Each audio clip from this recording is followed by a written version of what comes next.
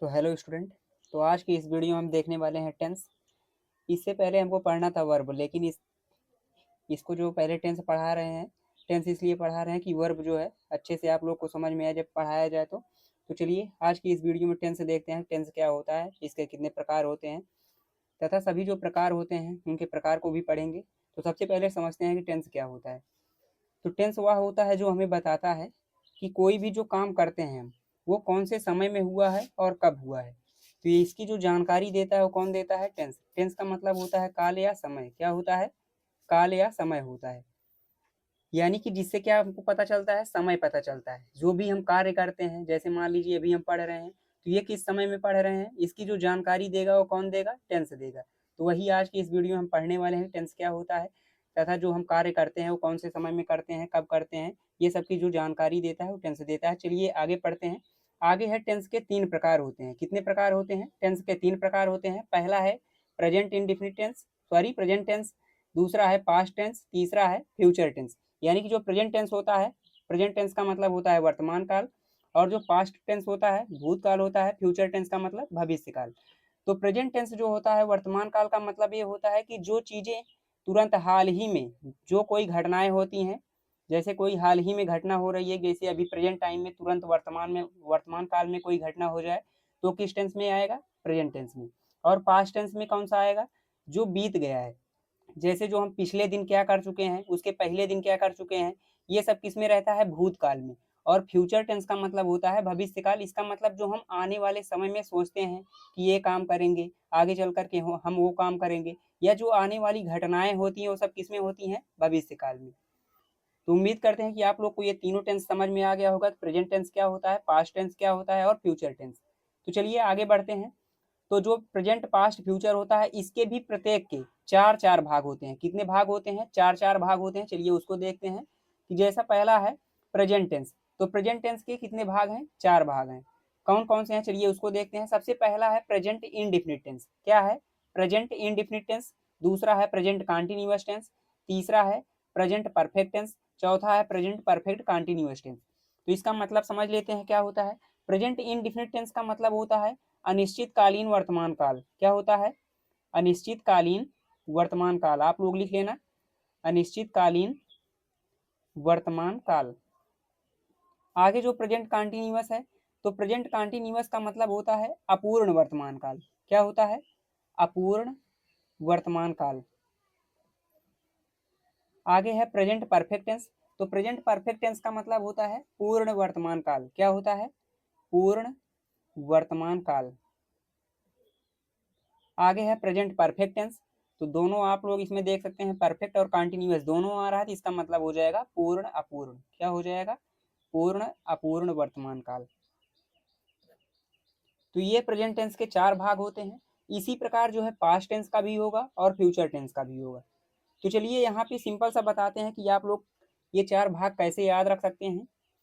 तो यहाँ पे आप लोग देखो कि जो ये इनडिफिनिट है, कॉन्टिन्यूअस है, परफेक्ट और परफेक्ट कॉन्टिन्यूअस, ये देख रहे हैं, सभी में देखोगे तो ये कॉमन रहेगा। क्या रहेगा? कॉमन। देखो यहाँ पे भी इनडिफिनिट है, कॉन्टिन्यूअस है, परफेक्ट है और परफेक्ट कॉन्टिन्यूअस है, जो कि ये पास्ट में था। और फ्यूचर में भी ऐसे है, फ्यूचर इनडिफिनिट, कॉन्टिन्यूअस, परफेक्ट और परफेक्ट कॉन्टिन्यूअस। तो केवल हमको यही याद करना है, इनडिफिनिट, कॉन्टिन्यूअस, परफेक्ट और परफेक्ट कॉन्टिन्यूअस टेंस। बाकी सब में क्या करना है, जैसे अगर कोई पूछता है कि प्रेजेंट का बताना है, तो सबसे पहले क्या लगा देना है? प्रेजेंट लगा देना है, प्रेजेंट इंडिफिनिट टेंस बोल देना। फिर उसके बाद प्रेजेंट कंटिन्यूअस, फिर प्रेजेंट परफेक्ट टेंस, फिर प्रेजेंट परफेक्ट कंटिन्यूअस टेंस। उसी प्रकार पास्ट का अगर पूछा जाएगा, तो सभी में जैसे इंडिफिनिट, कंटिन्यूअस, परफेक्ट और परफेक्ट कंटिन्यूअस याद किए हैं, तो उसके पहले ही लगा देना है पास्ट। जो भी पूछा जाएगा उसी को लगा करके हमको बोलना है, past indefinite tense, past continuous, past perfect continuous, past perfect continuous tense. तो उसी प्रकार है आगे फ्यूचर। फ्यूचर का भी ऐसे बोल देना है, future indefinite, future continuous, future perfect, future perfect continuous. तो उम्मीद करते हैं कि ये आप लोग समझ गए होंगे।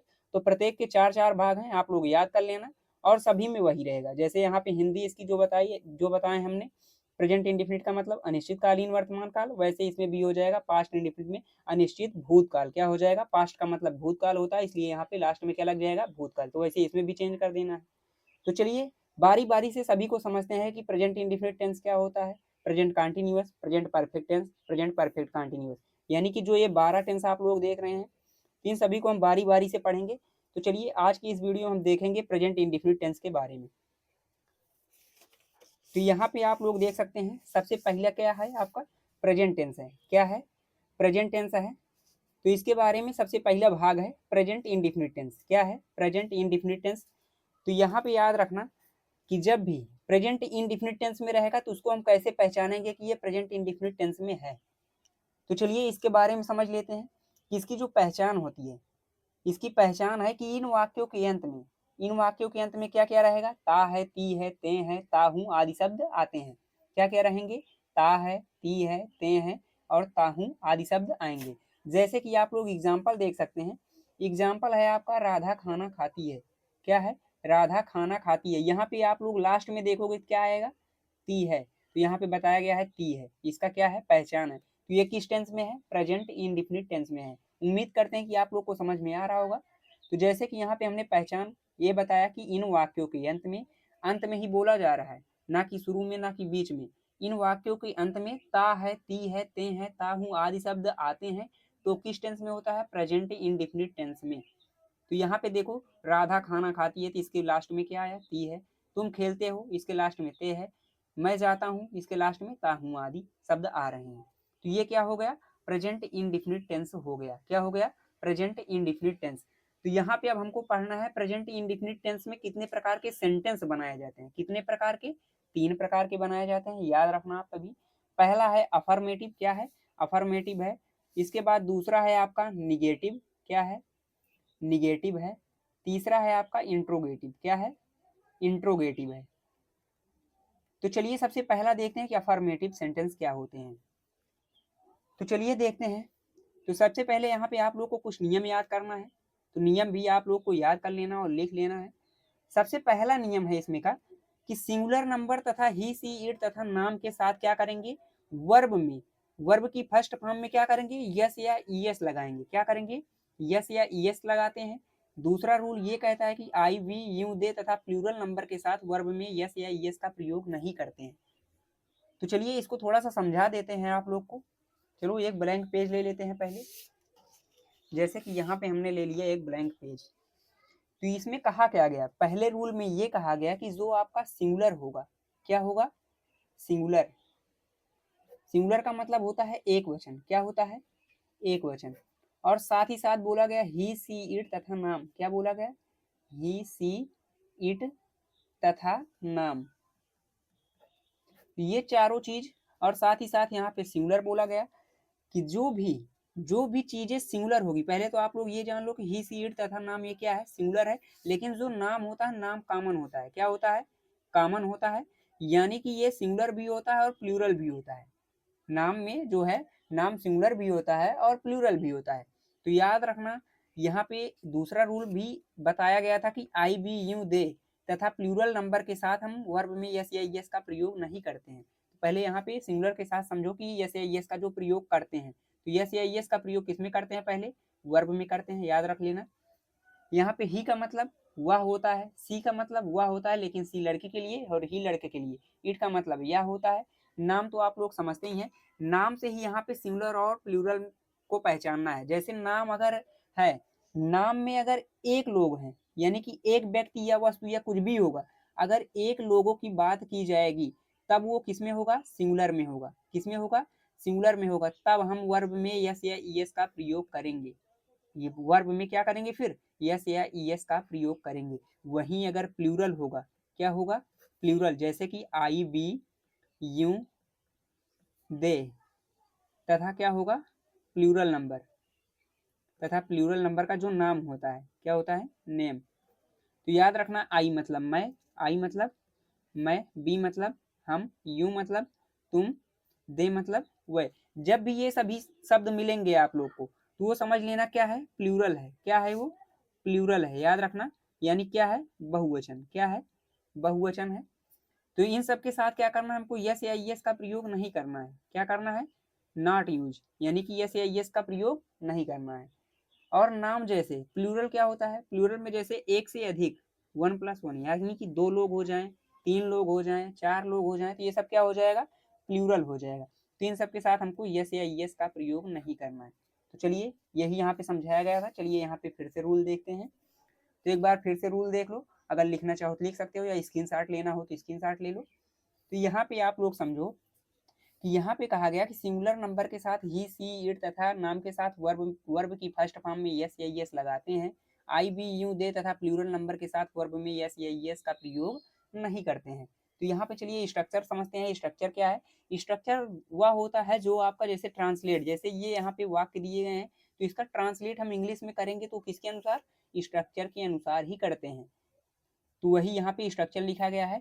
जैसे यहाँ पे समझ लेना, पहले थोड़ा सा और एक चीजें समझ लो कि अफर्मेटिव को कैसे पहचानोगे कि कोई भी वाक्य जो है अफर्मेटिव में है। इसमें हमेशा याद रखना, ना ही वाक्य के भीतर नहीं शब्द आपको मिलेगा, ना ही प्रश्न पूछा जाएगा। यानी कि कब, क्यों, कैसे जो ये शब्द आते हैं वो सब भी नहीं रहेंगे। ना ही नहीं शब्द का प्रयोग रहेगा, ना ही प्रश्न पूछा जाएगा। तब वो कैसे वाक्य हो जाएंगे? अफर्मेटिव। तो उम्मीद करते हैं कि आप लोग को समझ में आ गया होगा। चलिए जैसे कि उदाहरण देखते हैं। उदाहरण यहाँ पे ही देख लो आप लोग। जैसे राधा खाना खाती, इसमें बोला गया तो राधा खाना खाती, इसमें ना ही नहीं शब्द आया है, ना ही प्रश्न पूछने का कार्य किया गया है। तब ये कौन सा हो जाएगा? अफर्मेटिव सेंटेंस हो जाएगा। उम्मीद करते हैं कि समझ में आ गया होगा। तो चलिए अब रूल समझते हैं कि इसको ट्रांसलेट इंग्लिश में कैसे करेंगे। तो जैसे कि यहाँ पे सबसे पहला आपको क्या करना है? सब्जेक्ट लिखना है। क्या लिखना है? सबसे पहले सब्जेक्ट लिखना है। उसके बाद क्या करना है? वर्ब लिखना है। क्या है ये? वर्ब। वर्ब मतलब जो क्रिया होती है। क्या होती है? क्रिया। और सब्जेक्ट मतलब कर्ता, जो कार्य को करेगा। उसके बाद यस या यस लगाना है। किसमें? वर्ब की फर्स्ट फॉर्म में ही यस या यस का प्रयोग करना है, यानी कि वर्ब में ही यस या यस का प्रयोग करना है। उसके बाद है ऑब्जेक्ट। ऑब्जेक्ट का मतलब होता है कर्म। यानी कि जैसे जैसे कि यहाँ पे एग्जाम्पल देखो। एग्जाम्पल में बोला जा रहा है तुम स्कूल जाते हो, तो जो जाना है ये क्या है? वर्ब है। और स्कूल क्या है आपका? ये कर्म हो जाएगा, यानी कि ऑब्जेक्ट हो जाएगा। ऑब्जेक्ट का मतलब वह होता है कि जिस पर जोर दिया जाता है। क्या किया जाता है? जोर दिया जाता है। वही क्या कहलाता है? ऑब्जेक्ट। उसके बाद इसमें ओ डब्ल्यू लिखा गया है। तो ओ डब्ल्यू का मतलब होता है अदर वर्ड। क्या होता है? Other word. यानी कि अगर वाक्य में और भी जो शब्द बचेंगे, इन सभी को लिखने के बाद अगर और भी वाक्य में कोई बचा हुआ जो वर्ड रहेगा, शब्द रहेगा, यानी कि जो छूट रहा होगा, उसको भी हम ऑब्जेक्ट के बाद उसका ट्रांसलेट कर देते हैं। तो जैसे यहाँ पे चलिए एग्जाम्पल समझते हैं कि ट्रांसलेट कैसे करेंगे। सबसे पहले यहाँ पे हमने बताया कि सब्जेक्ट लिखेंगे। तो यहाँ पे देखो मोहन गाना गाता है, इसका जैसे ट्रांसलेट करना है तो हम कैसे करेंगे? तो सबसे पहले क्या बोला गया है? सब्जेक्ट लिखना है। यानी कि सब्जेक्ट वह होता है जो काम को कर रहा होगा। तो इसमें देखो पहले काम को कौन कर रहा है? कौन काम कर रहा है? मोहन कर रहा है। अब मोहन देखो कि एक वचन है कि बहुवचन। इसमें क्या देखना है? मोहन एक वचन है कि बहुवचन है। तो मोहन तो अकेला है, तो इसलिए क्या हो जाएगा? एक वचन हो जाएगा। अगर यहीं पे मोहन के साथ दूसरा किसी वर्ड का प्रयोग किया गया होता जिसमें बहुत सारे वर्ड, यानी कि 2 लोग होते या 3 लोग होते, बहुत सारे व्यक्ति आ जाते, तो क्या हो जाता हमारा? प्लूरल। जैसे कि यहाँ पे पक्षियों बोल दिया जाता है। क्या होता है? पक्षियों। पक्षियों में बहुत सारे पक्षी आ जाते हैं, तो क्या हो जाता है हमारा? प्लूरल। तो यहाँ पे हमारा मोहन क्या है? मोहन हमारा सिंगुलर है। तो इसके लिए क्या करेंगे? सबसे पहले यहाँ पे सब्जेक्ट लिख लेते हैं। तो सब्जेक्ट सब्जेक्ट क्या है? मोहन है, तो मोहन लिख लेंगे। मोहन एक नाम है, तो नाम की इंग्लिश नाम ही रहेगी, तो मोहन हो गया। उसके बाद वर्ब लिखना है। क्या करना है? वर्ब लिखना है। तो वर्ब क्या है इसमें? गाना गाता। यानी कि जो गाना गा रहा है, ये गाने की बात जो की जा रही है, वही क्या है हमारा? सिंग। यानी कि जो सिंग मतलब गाना होता है, सिंग मतलब क्या होता है? गाना। तो यह जो गाना गाया जा रहा है, उसी ये क्या है हमारा? वर्ब है। वही क्या है? वर्ब है। तो यहाँ पे क्या लिखेंगे? वर्ब लिखेंगे। बोला गया है सब्जेक्ट के बाद क्या लिखना है? वर्ब लिखना है। तो सिंग लिख देंगे। क्या लिखेंगे? सिंग लिखेंगे। वर्ब की फर्स्ट फॉर्म ही बोला गया, सिंग हमारा वर्ब की फर्स्ट फॉर्म है। लेकिन इसी में हमको यस या यस का भी प्रयोग करना है। तो यस या यस का प्रयोग क्या करेंगे? यस का प्रयोग यहाँ पे कर देते हैं, सिंग्स हो जाएगा। यस का प्रयोग करते तो गलत हो जाता। तो यहाँ पे क्या कर दिए? यस का प्रयोग। उसके बाद क्या लिखना है? ऑब्जेक्ट लिखना है। तो ऑब्जेक्ट, उसके बाद ऑब्जेक्ट देखेंगे। इसमें ऑब्जेक्ट क्या है? यानी कि क्या गा रहा है? वो गाना गा रहा है। तो गाना गाने की इंग्लिश क्या होती है? यानी गीत जिसको बोलते हो, तो सॉन्ग होता है। तो सिंग्स के बाद क्या करेंगे? सॉन्ग लिख देंगे। क्या लिख देंगे? सॉन्ग लिख देंगे। इसके बाद अगर देख लेंगे कि हमारा और भी वर्ड इसमें बच रहा है, तो उसका ट्रांसलेट इसके बाद कर देंगे, ऑब्जेक्ट के बाद। तो ऑब्जेक्ट के बाद अगर इसमें देखा जाए तो कुछ नहीं बच रहा है, तो क्या कर देंगे? फुल स्टॉप लगा देंगे। तो ये हमारा क्या बन जाएगा? ट्रांसलेट हो जाएगा इसका, मोहन सिंग्स सॉन्ग। उम्मीद करते हैं कि आप लोग को समझ में आ रहा होगा। चलिए आगे बढ़ते हैं। आगे जैसे यहाँ पे दिया गया है, तुम स्कूल जाते हो, तो इसका ट्रांसलेट कैसे करेंगे? सबसे पहले क्या बोला गया है? सब्जेक्ट लिखना है। तो सब्जेक्ट इसमें क्या है? तुम है, तो इसकी अंग्रेजी लिख लो यू। उसके बाद क्या करना है? उसके बाद हमको वर्ब लिखना है। तो वर्ब क्या है इसमें? जाना। जो यानी कि क्रिया होती है, जो काम किया जा रहा है, तो जाने का काम किया जा रहा है, वही हमारा वर्ब है। तो वर्ब की फर्स्ट फॉर्म लगाना है, तो जाने की इंग्लिश क्या होती है? गो। गो मतलब जाना, तो यूं गो कर देंगे। उसके बाद यहाँ पे रूल बोला गया था कि अगर प्लूरल होगा तो यस या यस का प्रयोग नहीं करेंगे। क्या है? यस या यस का प्रयोग नहीं करते हैं। तो यहाँ पे ये देखो यूं क्या है, यूं यहाँ पे बोला गया है, क्या है? प्लूरल है। तो प्लूरल के साथ क्या करते हैं? यस या यस का प्रयोग नहीं करते हैं। तो यस या यस को छोड़ देंगे। उसके बाद क्या लिखना है? ऑब्जेक्ट। तो कहाँ पे जा रहा है? ये देखो स्कूल जा रहा है, तो यही हमारा क्या है? ऑब्जेक्ट है।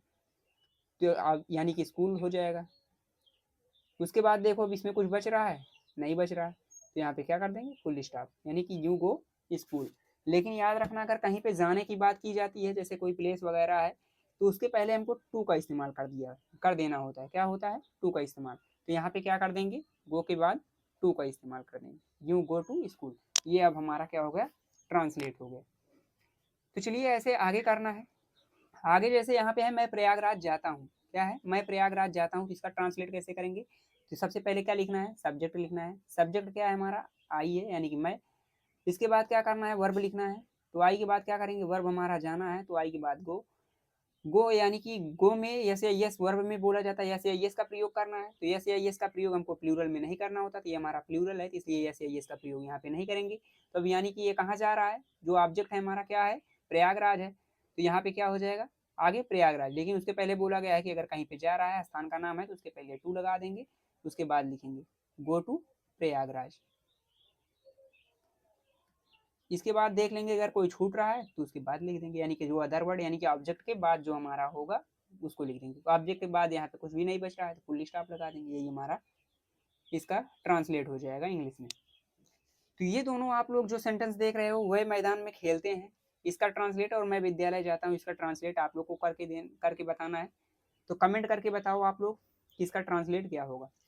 तो चलिए आगे समझते हैं। आगे है अब आपका निगेटिव सेंटेंस। क्या है? निगेटिव। तो यहाँ पे आप लोग देखो निगेटिव यानी कि हमने पहले बताया कि आप लोग को तीन प्रकार के सेंटेंस पढ़ना है सभी में, अफर्मेटिव और निगेटिव, उसके बाद इंट्रोगेटिव। तो यहाँ पे निगेटिव देखेंगे तो निगेटिव क्या होता है? तो निगेटिव सेंटेंस का मतलब होता है नकारात्मक। क्या होता है? नकारात्मक वाक्य। नकारात्मक वाक्य क्या होते हैं?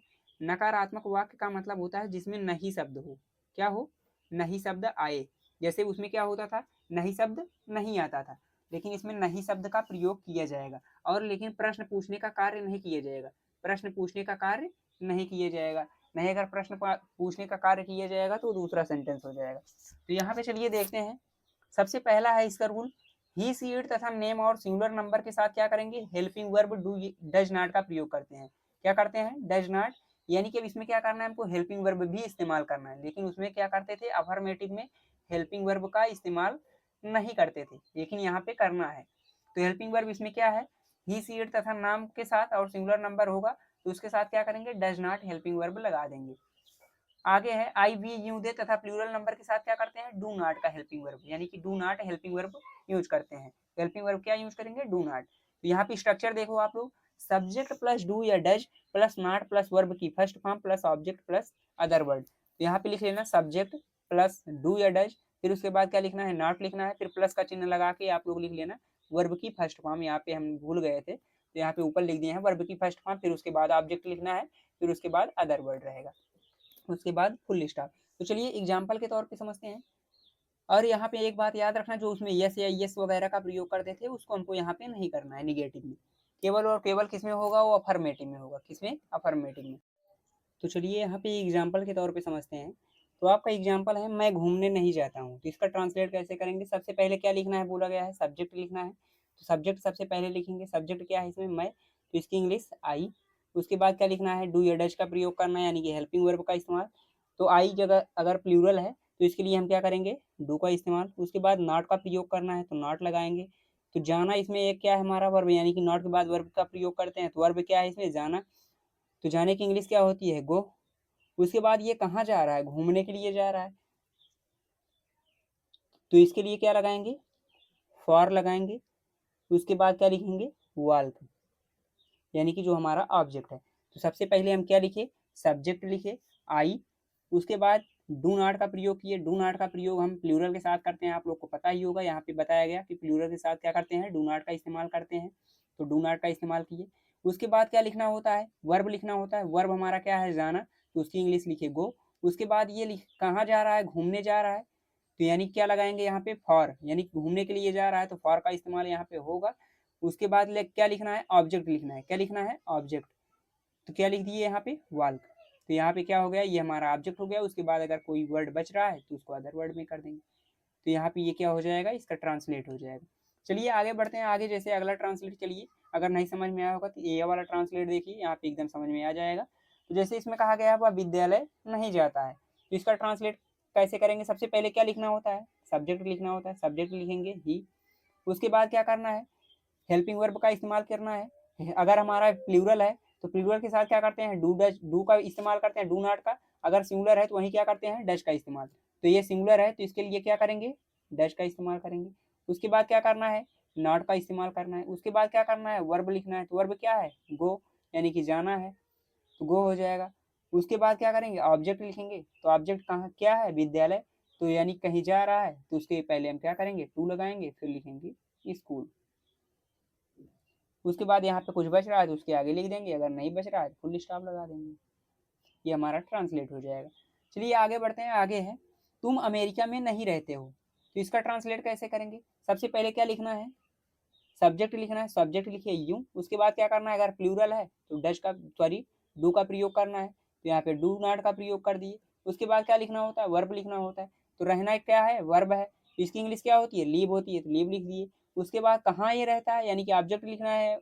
वर्ब के बाद क्या लिखना होता है, ऑब्जेक्ट लिखना होता है। तो ऑब्जेक्ट क्या है, अमेरिका। लेकिन इसके पहले अगर कोई ये छोटा वर्ड जैसे इसमें दिया गया में से, या इस तरह कोई भी वर्ड के मिल जाए तो उसकी अंग्रेजी लिखते हैं, तब लिखते हैं उसके बाद ऑब्जेक्ट। तो लीव इन द अमेरिका। अगर कहीं स्थान का नाम होगा तो हमेशा कैपिटल लेटर से लिखना है। तो ये क्या हो जाएगा, इसका ट्रांसलेट। अगर कोई भी वर्ड बच रहा है तो उसके बाद कर देंगे, ऑब्जेक्ट के बाद लिख देंगे। तो उम्मीद करते हैं कि आप लोग को समझ में आ गया होगा। चलिए आगे बढ़ते हैं। आगे समझते हैं इंट्रोगेटिव। तो यहाँ पे आप लोग देखो, ये है इंट्रोगेटिव सेंटेंस। इंट्रोगेटिव सेंटेंस का मतलब होता है प्रश्नवाचक वाक्य। क्या होता है, प्रश्नवाचक वाक्य। प्रश्नवाचक वाक्य क्या होते हैं, जिसमें प्रश्न पूछने का कार्य किया जाए। क्या किए जाए, प्रश्न पूछने का कार्य किया जाए। जैसे मैं पूछूंगा आप सभी से कि तुम क्या पढ़ते हो, तो इसमें प्रश्न पूछा जा रहा है कि नहीं, तुम क्या पढ़ते हो, तुम क्या खाते हो, वह क्यों जाता है, वह कब जाता है, ये सब क्या क्या किया जा रहा है, प्रश्न पूछा जा रहा है। तो वही क्या हो जाएगा, इंट्रोगेटिव, यानी कि जिसमें प्रश्न पूछने का कार्य किया जाए वही क्या कहलाता है, इंट्रोगेटिव कहलाता है। जैसे कि इसका रूल है, अगर वाक्य क्या शब्द से शुरू रहेगा, तो यहाँ पे समझिएगा, अगर वाक्य क्या शब्द से शुरू रहेगा तो उसकी अंग्रेजी नहीं लिखते हैं। क्या करते हैं, नहीं लिखते हैं, बल्कि उसके स्थान पे क्या करते हैं, हेल्पिंग वर्ब का इस्तेमाल करते हैं। क्या करते हैं, हेल्पिंग वर्ब, यानी कि जो डू या डज अभी पढ़ते थे, तो डू या डज का इस्तेमाल यहाँ पे करना होगा। तो डू का इस्तेमाल जिसके लिए हम करते थे, जैसे प्लूरल के लिए करते थे, प्लूरल के लिए करेंगे। अगर डज का इस्तेमाल है तो जो सिंगुलर रहेगा, सिंगुलर यानी कि डज का इस्तेमाल करेंगे। तो यहाँ पे किसके अनुसार, सब्जेक्ट के अनुसार। यहाँ पे लिखा भी है रूल में कि सब्जेक्ट के अनुसार करते हैं। वहीं दूसरा रूल कहता है कि अगर वाक्य के बीच में प्रश्नवाचक शब्द, यानी कि जो प्रश्न पूछने का कार्य कर रहा है, अगर वह शब्द जैसे कि कब, क्यों, कैसे, ये शब्द जैसे बीच में आ रहा है, जैसे बोला जाए तुम क्यों खाते हो, तो क्यों यहाँ पे बीच में आ रहा है ना, तो वही इसी तरह अगर बीच में आएंगे, आएगा शब्द, तो जो है उसकी अंग्रेजी क्या करेंगे, पहले लिखेंगे। क्या करेंगे, उसकी अंग्रेजी पहले लिखेंगे।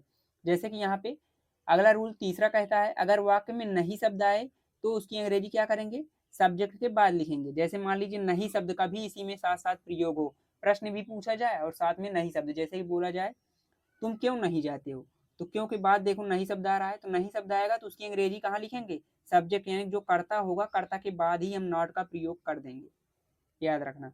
चलिए स्ट्रक्चर समझते हैं। स्ट्रक्चर यहाँ पे दो है, दो लिख दिए स्ट्रक्चर, आप लोग समझ लेना कि पहला स्ट्रक्चर है डू या does plus subject plus not plus verb की first form plus object plus other word. यानी कि डू या डज ये हमारा क्या है, हेल्पिंग वर्ब है। क्या है ये, हेल्पिंग वर्ब है। उसके बाद सब्जेक्ट लिखना है। उसके बाद क्या करना है, नॉट, अगर नहीं शब्द का प्रयोग है यानी कि नहीं शब्द उसमें रहेगा तो नॉट लगा देंगे। उसके बाद वर्ब की फर्स्ट फॉर्म, उसके बाद क्या लिखेंगे, वर्ब की फर्स्ट फॉर्म लिखेंगे, फिर क्या लिखेंगे, ऑब्जेक्ट लिखेंगे, फिर उसके बाद अदर वर्ड लिखेंगे। उसके बाद क्या करना है, आप लोग को क्वेश्चन मार्क लगा देना है। क्वेश्चन मार्क लगाना मत भूलना, नहीं तो प्रश्न जो सॉरी ट्रांसलेट जो आप लोग करेंगे वो पूरा का पूरा रॉन्ग हो जाएगा। ये पहला स्ट्रक्चर हमको तब यूज करना है जब वाक्य क्या शब्द से शुरू रहेगा, कहाँ से शुरू रहेगा, क्या, जैसे कि बोला जाए क्या वह जाता है, तो क्या शब्द से शुरू रहा है ना, तो उसके लिए हम ट्रांसलेट करते समय क्या करेंगे, इस वाले स्ट्रक्चर का यूज करेंगे। अगर वहीं पे अगर वाक्य के बीच में कब क्यों कैसे ये शब्द आ रहे हैं, तो उसके लिए हम दूसरा वाला स्ट्रक्चर यूज करेंगे, यानी कि क्वेश्चन वर्ड से स्टार्ट करेंगे। तो चलिए समझते हैं कि स्ट्रक्चर का यूज कैसे करना है। तो सबसे पहला है आपका, क्या मैं खाना खाता हूँ। क्या है, क्या मैं खाना खाता हूँ। तो इसका जब भी ट्रांसलेट करेंगे तो यहाँ पे समझो कि सबसे पहले क्या वाक्य से शुरू हो रहा है, तो इसके लिए हम पहला स्ट्रक्चर यूज करेंगे। सबसे पहले क्या करना है, डू या डज यानी कि हेल्पिंग वर्ब का इस्तेमाल करना है।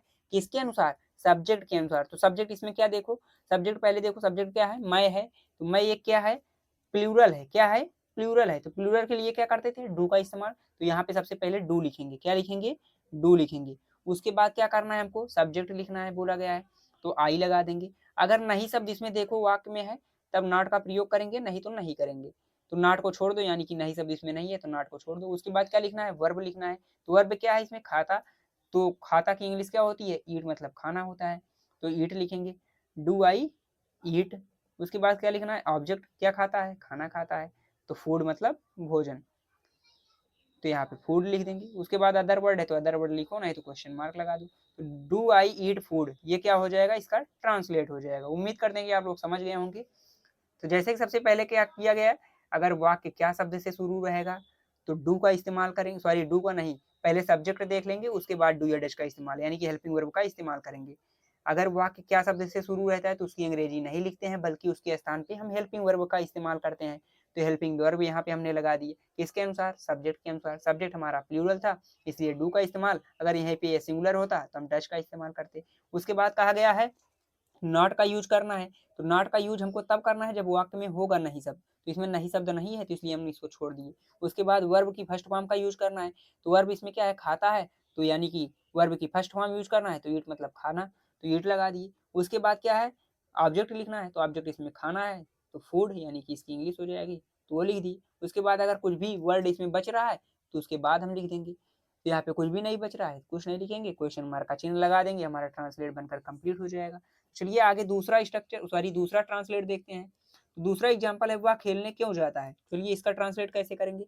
इसमें दूसरा रूल ये कहा कि अगर वाक्य में प्रश्नवाचक शब्द आएगा, जो प्रश्न पूछने का कार्य कर रहा है, जैसे ये प्रश्न ही तो पूछ रहा है, तो प्रश्न पूछने का कार्य ये बीच में आ रहा है, तो इसकी अंग्रेजी क्या करना है, हमको सबसे पहले बिना देखे कुछ कर देना है, लिख देना है इसकी इंग्लिश। तो क्योंकि इंग्लिश क्या होती है, वाई, तो वाई लिख देंगे।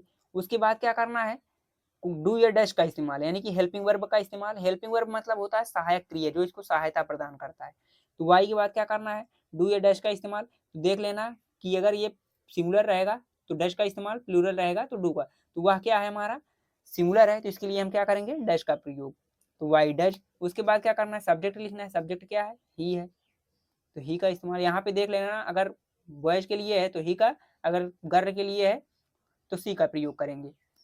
तो यहाँ पे हमने सब्जेक्ट लिख लिया। उसके बाद अगर नॉट शब्द है, यानी कि नहीं शब्द है, तो नॉट का यूज कर देंगे, नहीं तो नहीं करेंगे। तो नहीं शब्द इसमें नहीं है, तो इसलिए नॉट का यूज नहीं होगा। तो वर्ब लिखेंगे। वर्ब क्या है, इसमें जाना है, तो जाने की इंग्लिश क्या होती है, गो। गो मतलब जाना। उसके बाद क्या करना है, ऑब्जेक्ट लिखना है। तो ऑब्जेक्ट क्या है, खेलने। तो खेलना हमारा क्या है, ऑब्जेक्ट है। तो प्ले मतलब होता है खेलना। तो ये हमारा क्या हो गया ट्रांसलेट इसका। उसके बाद कुछ भी नहीं बच रहा है, क्वेश्चन मार्क का चिन्ह लगा दो, कंप्लीट हो जाएगा। उसके बाद अब चलो एक तीसरा एग्जाम्पल देख लेते हैं, जिसमें नहीं शब्द भी आ रहा है। देखो इसमें, तुम घूमने क्यों नहीं जाते हो, तो इसका ट्रांसलेट कैसे करेंगे। सबसे पहले क्या लिखना होता है, जब भी प्रश्नवाचक बीच में आएगा तो उसकी अंग्रेजी क्या करेंगे, पहले लिख देंगे। सबसे पहले प्रश्नवाचक शब्द लिख लो। यहाँ पे क्या है, वाई। वाई, वाई मतलब क्यों होता है, तो सबसे पहले इसको लिख लिया। उसके बाद क्या लिखना होता है, हेल्पिंग वर्ब लिखना होता है। हेल्पिंग वर्ब जो होता है डू या डज, तो किसके अनुसार, सब्जेक्ट के अनुसार। सब्जेक्ट क्या है हमारा, प्लूरल है, तो इसके लिए हम क्या करेंगे, डू का इस्तेमाल कर देंगे। उसके बाद क्या लिखना होता है, सब्जेक्ट लिखना होता है, तो यूं लगा दो। सब्जेक्ट क्या है हमारा, यूं है। उसके बाद क्या लिखना है, नॉट, यानी कि नहीं शब्द है, तो नॉट का यूज करो, तो नहीं शब्द है इसमें, नॉट लगा देंगे। उसके बाद क्या लिखना है, वर्ब लिखना है। तो वर्ब क्या है, जाना है, तो इसकी इंग्लिश क्या होती है, गो होती है। वर्ब की फर्स्ट फॉर्म यूज करना है, इसलिए फर्स्ट फॉर्म ही लगा दी। उसके बाद क्या करना है, ऑब्जेक्ट लिखना है। तो ऑब्जेक्ट क्या है इसमें, घूमने। तो कहाँ जा रहा है, गो फॉर वॉल्क, यानी कि हम बोले थे अगर घूमने जाएगा तो फॉर वॉल्क क्या करेंगे, फॉर वॉल्क करेंगे। उसके बाद क्या करेंगे, अगर कोई अदर वर्ड है तो अदर वर्ड का इस्तेमाल करूँ, नहीं तो क्वेश्चन मार्क का चिन्ह लगा के पूरा सेंटेंस कंप्लीट हो जाएगा। तो आज की इस वीडियो में हमने सीखा कि जो आपका प्रेजेंट टेंस है, यानी कि जो आपका प्रेजेंट टेंस था उसके कितने भाग थे, यहाँ पे हमने वो भी देखा। टेंस देखे शुरू उसके बाद टेंस क्या होता है इसको देखा, टेंस कितने प्रकार के होते हैं उसको देखे, उसके बाद हमने टेंस के कितने भाग होते हैं ये सब देखा। तो उसमें से सबसे पहले हमारा प्रेजेंट टेंस था, उसका जो पहला भाग है प्रेजेंट इंडेफिनिट टेंस, तो यहाँ पे हमने प्रेजेंट इंडेफिनिट टेंस देखा। तो प्रेजेंट इंडेफिनिट टेंस को कैसे पहचानेंगे, उसकी पहचान यहाँ पे हमने देखी कि जिन वाक्यों के अंदर में ता है, ती, हेते हैं, था, हुआ शब्द आते हैं वो क्या होता है, प्रेजेंट इंडेफिनिट टेंस होता है। उसके बाद हमने ये देखा कि प्रेजेंट इंडेफिनिट टेंस में कैसे वाक्य रहेंगे, तो कैसे पहचानेंगे, तो जिन वाक्यों के अंदर में ये सब रहेगा तो उसको हम पहचान लेंगे कि हमारा प्रेजेंट है। तो उसमें प्रेजेंट इंडेफिनिट टेंस में कितने प्रकार के हमने बताया सेंटेंस आते हैं, 3 प्रकार के सेंटेंस आते हैं। तो ये 3 प्रकार के हमने सेंटेंस बताया कि अफर्मेटिव और निगेटिव तथा इंट्रोगेटिव हमने देखा। अफर्मेटिव जिसमें हमने बताया कि जो साधारण वाक्य होगा, यानी जिसमें ना ही नहीं शब्द का यूज होगा, ना ही प्रश्न पूछा जा रहा होगा, वो हमारा अफर्मेटिव हो जाएगा। और निगेटिव में हमने ये बताया था कि जिसमें नहीं शब्द आ जाएगा वो हमारा निगेटिव हो जाएगा। साथ ही साथ इंट्रोगेटिव में हमने ये बताया जिसमें प्रश्न पूछा जाएगा वो हमारा क्या हो जाएगा, इंट्रोगेटिव। अगर साथ ही साथ जैसे यहाँ पे हमने लास्ट वाला एग्जांपल देखा, तुम घूमने क्यों नहीं जाते, तो ये क्या हो जाएगा, इंट्रोगेटिव निगेटिव दोनों हो जाएगा। इसको क्या बोलेंगे, ये कौन सा सेंटेंस होता है, इंट्रोगेटिव इंट्रोगेटिव निगेटिव, इसको क्या बोलते हैं, इंट्रोगेटिव निगेटिव बोलते हैं, याद रखना। जिसमें नहीं शब्द भी है और प्रश्न पूछा जाए तो कौन सा सेंटेंस होता है, इंट्रोगेटिव निगेटिव सेंटेंस होता है। तो आज की वीडियो में बस इतना ही। अगर आप लोग को वीडियो में जितने भी चीज़ें पढ़ाई गई अगर वो समझ में आया है तो आप लोग कमेंट करके ज़रूर बताना। अब मिलते हैं इसके नए, यानी कि जो अगला इसका भाग है प्रेजेंट कंटीन्यूअस टेंस, तो उसके बारे में पढ़ेंगे। तो आज की वीडियो में बस इतना ही। अगर आप लोग को समझ में आया है तो कमेंट करके बताना। तो आज की वीडियो में बस इतना ही, मिलते हैं नेक्स्ट वीडियो में, तब तक के लिए बाय बाय, टेक केयर।